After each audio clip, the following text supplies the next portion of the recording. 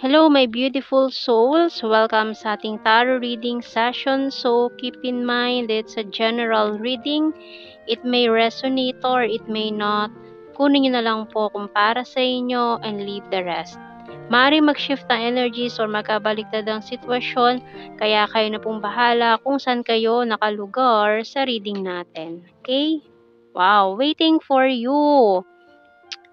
May naghihintay sa'yo dito na mabagal ang energy. Ang bagal ng energy. Mukhang torpe, hindi makapagsalita, hindi makapag-confess.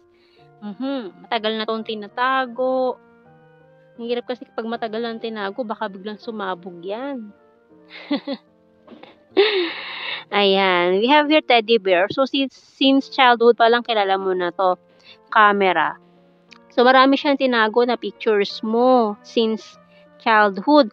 Since bata kayo, may pictures kayo na tinatago. And telephone. So, this person will contact you. Ayan. Tingnan natin sa tarot cards. Sino itong taong ito? From the past, sa childhood. Maring childhood friend, childhood sweetheart. Na matagal mo nang kilala, na naghihintay sa'yo, watching you. Napakatagal na nito. Na hindi niya nasabi sa'yo yung nararamdaman niya. This person want to confess.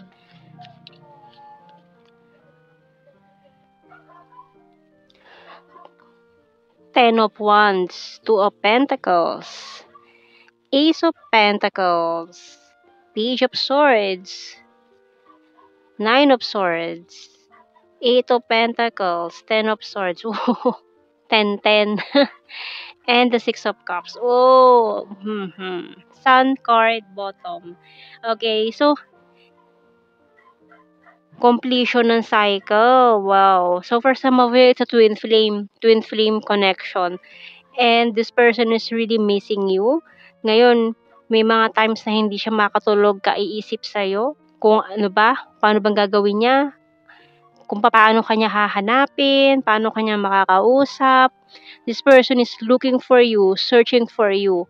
Kasi naalala niya yung mga masasayang memories niyo noon eh. Tingnan natin, anong message ng Archangel? Divine Order by Archangel Raguel. Everything is how it needs to be right now. Look past the illusion and see underlying order. So kung ito ay divine order or divine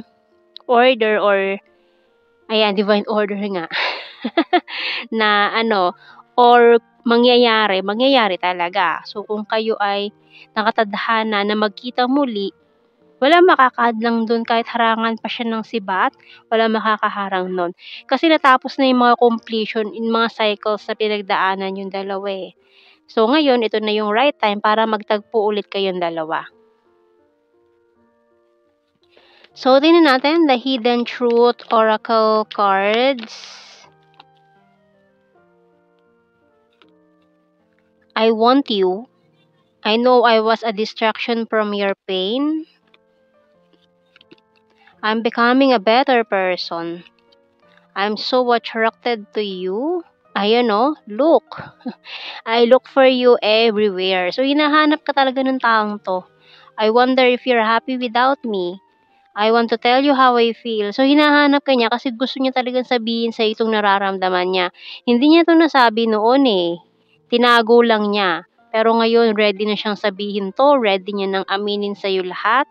You were the best thing in my life. And yung bottom card, I want to be more than friends. So, ito pala ay isang childhood friend mo na may lihim na pagtingin sa'yo. Matagal na tong hindi niya nasabi, hindi niya naamin. Hanggang sa nagkahiwalay na lang kayo ng landas. Nagkaroon kayo ng separate ways, mga buhay-buhay.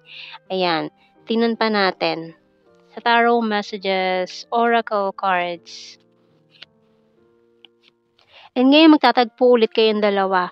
Ayan I can't sleep, thinking of you all night long, letting you go, walking away. It's a disaster. Money is important. Waiting for you, talaga naghihintay siya sa'yo eh. Matagal ka na niyang hinihintay. I love your humor, you're so sweet and caring, stubborn but practical. You excite me. So kapag iniisip niya na magkikita na kayong muli, sobrang excited siya. Ayan, you excite me. So tingnan natin sa ating initials. Letter D, L,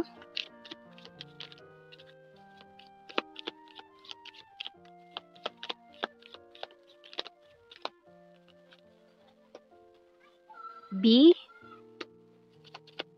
E,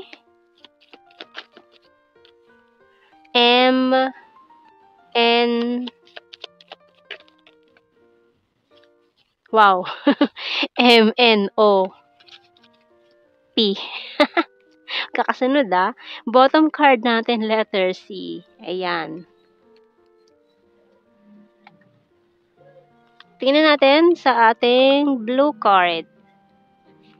Wow, all strings attached. Ayan nga, confessions. Nako. Yung mga hindi nasabi noon, ibubulgar na ngayon, sasabihin na ngayon. So, talaga ito ay divine order or talaga nakatadhana na itong mangyari ngayon. Ayan. And the reminiscing. So, talagang this person is really missing you a lot. Ayan. Maaari nagkahiwalay kayo na hanggang friends lang, hindi naging higher level or hindi naging kayo kasi parang friendship lang ang nangyari noon. Kasi hindi na amin to mga gustong sabihin. Tingnan natin general signs and the messages. We have here flirtatious. Need more signs? Confusing. So, nakaka-confuse talaga yung mga ganun, no? Maaaring nagpalipad hangin na siya noon, pero nagtaka ka bakit pagkatapos niya mag-confess sa'yo, bigla siyang nawala or hindi niya na itinuloy. So, ngayon niya itutuloy. Sagittarius. Ex-lover. 6. Travel. Mindanao. Soon.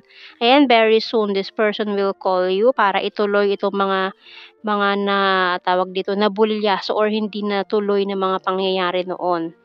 Kumbaga, parang nag-confess na siya or may mga palipad hangin na siyang sinasabi sa'yo. Tapos, nagtaka ka, after nun, naglaho siyang parang bula or nawala siya or umalis siya nang hindi na nagpaalam. Numari marami mga dahilan, may mga dahilan siya doon. Ayaw lang niyang banggitin pa, hindi pa siya ready.